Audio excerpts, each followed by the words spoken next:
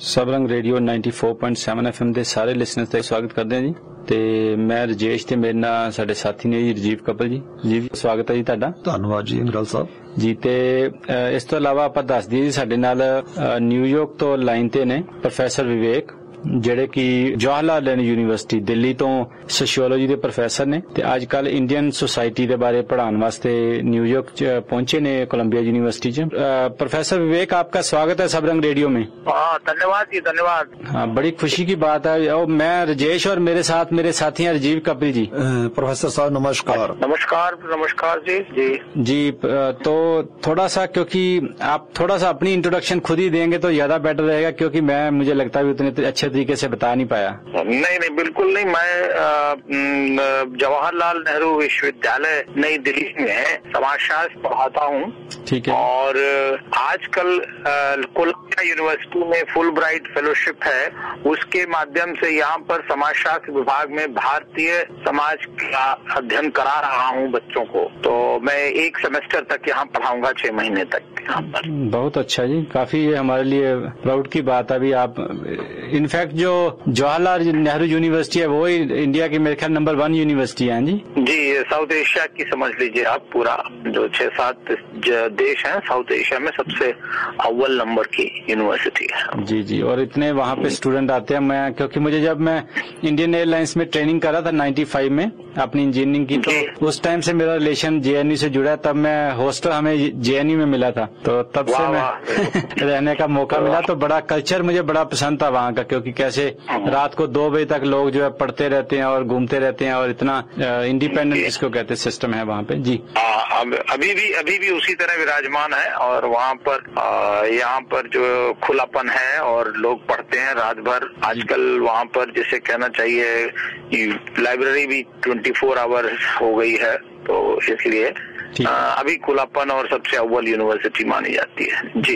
बड़ी बहुत अच्छी यूनिवर्सिटी जी। तो प्रोफेसर साहब जी, एक तो यूनिवर्सिटी आपकी अच्छी है, दूसरा अभी हमें थोड़ा सा क्योंकि यूपी इलेक्शन के ऊपर बड़ी आप जिसको कहते हैं वॉच रखते हैं, कड़ी नजर रखते हैं, तो थोड़ा सा उसके ऊपर हमें बताएंगे कुछ। देखिए उत्तर प्रदेश भारतवर्ष का सबसे बड़ा सूबा है, जिसमें मतलब इस समय 18 करोड़ लोग रहते हैं करीब।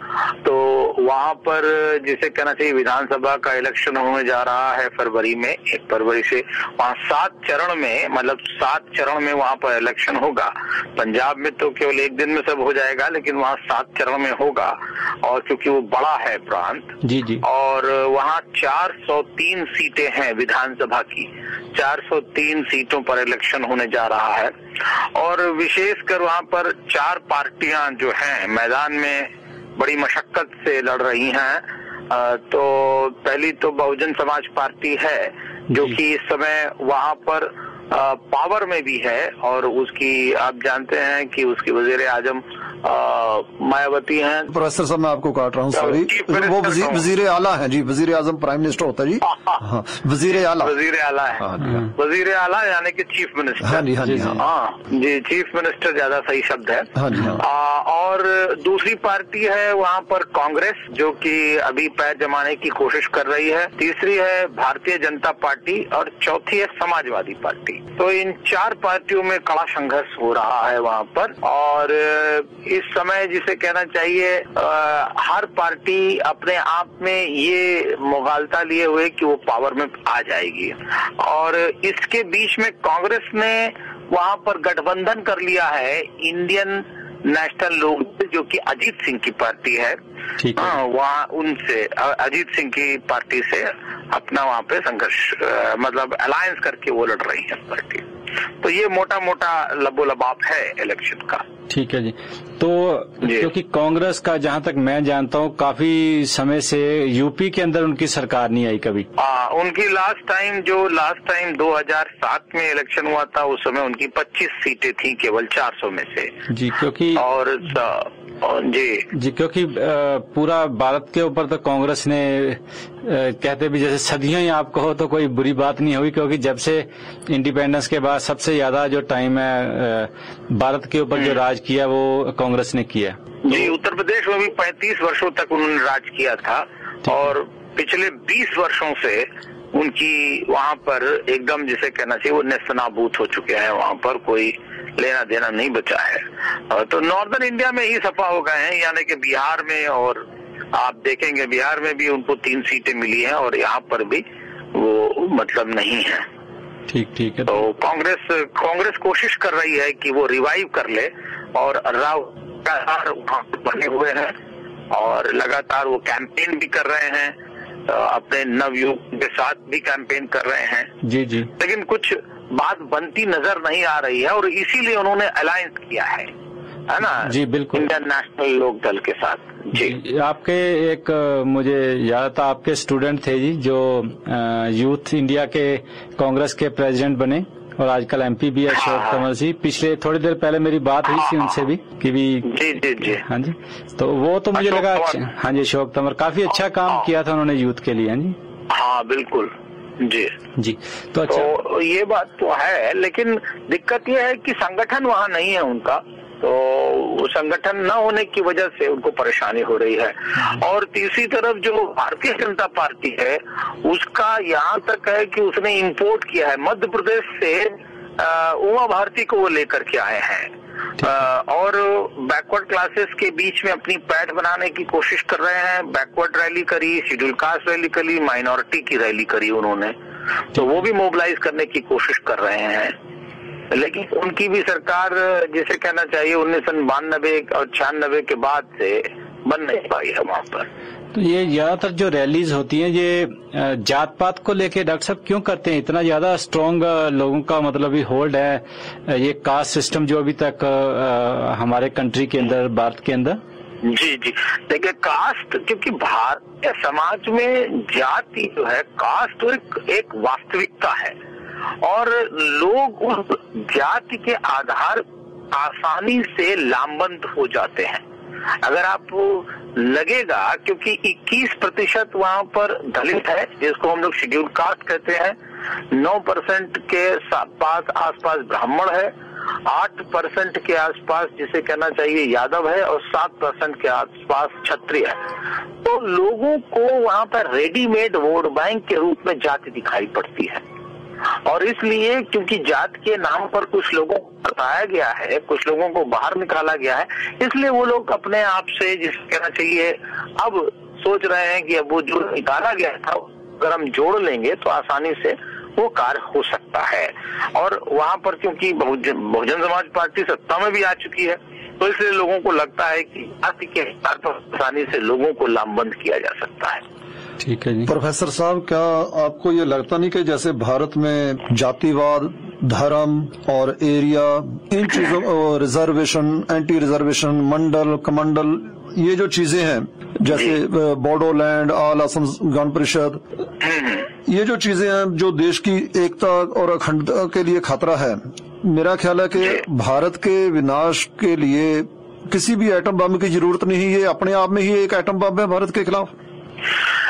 देखिए, मैं इससे थोड़ा सा दीगर नजरिया प्रस्तुत करना चाहूंगा, क्योंकि एक्चुअली क्या है कि जो कॉलोनियल या ब्रिटानिया राज रही, ब्रिटानिया राज ने सभी राज्यों को, सभी क्षेत्रों को ठीक से विकसित नहीं किया, और जब वो छोड़ करके गए तो भारतवर्ष को बहुत सारे ऐसे प्रांत मिले जो अविकसित थे, जो जिनमें डेवलपमेंट हुआ ही नहीं था, आर्थिक डेवलपमेंट भी नहीं हुआ, और उन्होंने कहीं का ईंट, कहीं का रोड़ा, भानुमति ने कुरमा जोड़ा करके अलग अलग राज्य बना दिए थे, क्योंकि उनको उगाही करनी थी रेवेन्यू की। तो इसलिए बहुत से प्रांत, जैसे आपने बोडोलैंड का उच्चारण किया, जैसे आपने कश्मीर का उच्चारण किया, ये सब उदाहरण इस प्रकार के हैं कि जिसके अंदर जिसको हम कहते हैं, उपनिवेशवाद ने बहुत बड़ा रोल प्ले किया था। लेकिन हुआ यह कि कालांतर में जब भारतीय सरकार अपनी सरकार बनी तो उन्होंने भी इस पर ध्यान नहीं दिया। लेकिन आज आप जब देखेंगे कि हर एक प्रांत में कांग्रेस की सरकार अब खत्म होकर के वहां के जो लोकल नुमाइंदे हैं, लोकल बंदे हैं, वो अपनी पार्टी बना करके आगे अपनी लड़ाई लड़ रहे हैं, चाहे वो बोडोलैंड का हो और चाहे अकाली दल का हो, चाहे जिसे कहना चाहिए तमिलनाडु में डीएमके हो, एआईडीएमके हो, तेलुगु देशम पार्टी हो, उत्तर प्रदेश में भी अब बहुजन समाज पार्टी हो गई है, आरजेडी वहां पर हो रही। तो कांग्रेस एक तरह से जो एक छत्र राज करती थी केंद्र में, वो राज्य में भी राज करती थी और इसलिए उसने ठीक से देखा नहीं कि किस तरह विकास किया जाए। अब वहां जो लोकल हो गए हैं तो वो अपने मसाइल को अपने नुमाइंदगी के आधार पर आगे बढ़ा रहे हैं। तो मुझे लग रहा है कि प्रजातंत्र और प्रगाढ़ हो रहा है और परिपक्व हो रहा है और ज्यादा जैसे मजबूत हो रहा है कि अब लोकल लोग अपने आप को राज करने की कोशिश कर रहे हैं।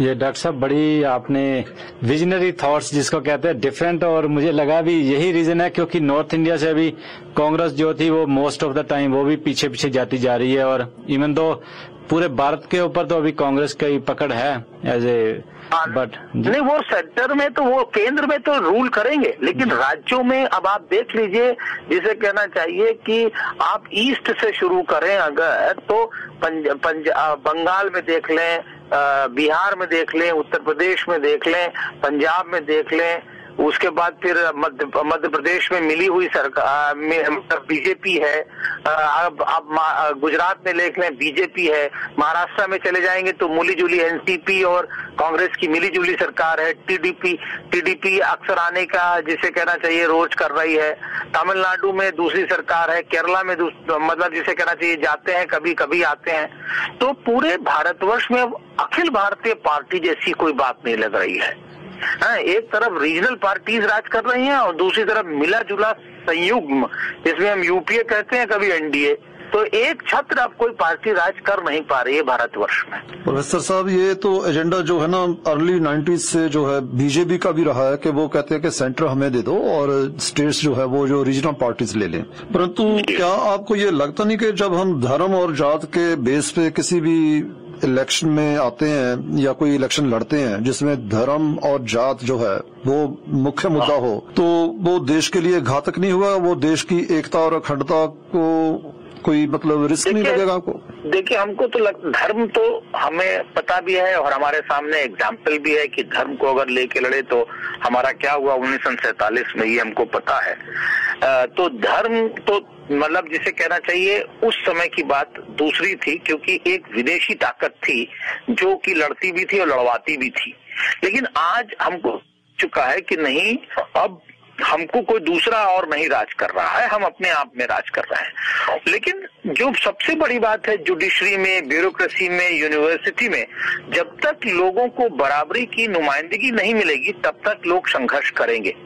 तो आज के समय में अगर आप देखेंगे कि जो लोग मांग कर रहे हैं कि उनको ज्यादा से ज्यादा नौकरी मिलनी चाहिए, उनको ज्यादा से ज्यादा काम मिलने चाहिए, धर्म वाले रिजर्वेशन की भी बात कर रहे हैं, जाति के आधार पर भी रिजर्वेशन हो रहा है, तो लोग आप जब तक उनको नौकरी के साधन नहीं देंगे, आप उनको पढ़ाई के साधन नहीं देंगे, आप उनको खान पान का साधन नहीं देंगे, तो लोग संघर्ष करेंगे, आंदोलन करेंगे।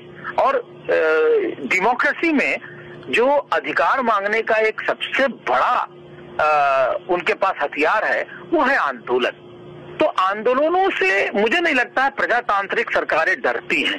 प्रजातांत्रिक सरकारों को खतरा होता है असलहा बंद, जो कि हमारे यहाँ रेड कॉरिडोर बन गया है, उससे होता है। लेकिन जब तक जमहूरियत में आंदोलन नहीं होंगे तो जमहूरियत का मजा नहीं रहेगा। तो आंदोलन मुझे लगता है अच्छी चीज है, जिससे हमें डरना नहीं चाहिए। जी डॉक्टर साहब, मैं प्रोफेसर साहब मैं एक बात कहना चाहूंगा, पर मेरे से पहले हमारे दोस्त राजीव जी आपको एक सवाल पूछना चाहेंगे। जी। हाँ जी प्रोफेसर साहब, अगला सवाल मेरा ये है कि मान लो कि मैं इंडिया में हूँ, मैं अपने आप को पहले हिंदू, मुसलमान, सिख, ईसाई समझूं, इनमें से एक समझूं, या पहले मैं अपने आप को हिंदुस्तानी समझूं, इंडियन समझूं? क्या समझना चाहिए पहले आदमी को वहाँ पे? चलो जब आप देखिए, अस्मिताएं एक समय में नहीं एक नहीं होती। जो व्यक्ति की पहचान है वो एकांगी या अकेली नहीं होती है। नहीं, आप तो प्रोफेसर है ना, सोशियोलॉजी क्या कहती है? हाँ, इसीलिए मैं बता रहा हूं आपको कि कभी भी व्यक्ति एक, जिसे कहना चाहिए अस्मिता के साथ, एक पहचान के साथ नहीं जीता। आप घर में पति भी है, पिता भी है, भाई भी है और बेटे भी हैं, लेकिन आप ये नहीं कहेंगे कि नहीं मैं केवल पति रहूंगा, मैं केवल बेटा रहूंगा। इसी तरह आप क्या देखेंगे कि जब आप बाहर निकलते हैं, तो आज हम इंडिया से आए हुए हैं तो मुझे इंडियन नहीं एशियन कहते हैं लोग, लेकिन पासपोर्ट मेरा इंडिया का है। लेकिन जब जिसे कहना चाहिए मैं भारत में चलता, भारतीय के साथ साथ मेरी धर्म की भी हो जाएगी, और जब मैं अपनी दूसरी जगह जाऊंगा तो जात की भी हो जाएगी। तो एक समय में व्यक्ति जीता एक ही अस्मिता है, लेकिन उसकी कई अस्मिताएं हो सकती हैं। तो आप हिंदू भी हो सकते हैं और भारतीय भी हो सकते हैं, आप मुस्लिम भी हो सकते हैं तो भारतीय भी हो सकते हैं। जी डॉक्टर साहब, केवल ये नहीं कहेंगे। डॉक्टर साहब ये काफी अच्छा आपने सवाल का जवाब दिया। तो ऐसा करते हैं, हम छोटी सी ब्रेक है जी हमारी एक, तो वो ब्रेक लेके तो आप लाइन पे बने रहिए, तो फिर हम आपसे दोबारा बात करेंगे। तो मैं चाहूंगा आप हमें मंडल कमीशन के बारे में भी थोड़ा बताएं, क्योंकि समाज का वो भी एक हिस्सा था बहुत बड़ा। हमारे कॉलर भी कॉल करें, उसके अलावा बीएसपी पार्टी जो रूल कर रही है यूपी में, तो उसके बारे में भी बात करेंगे हम। ठीक है जी, तो बने रहिए आप लाइन पे, तो हम वापस आते हैं छोटी सी ब्रेक के बाद।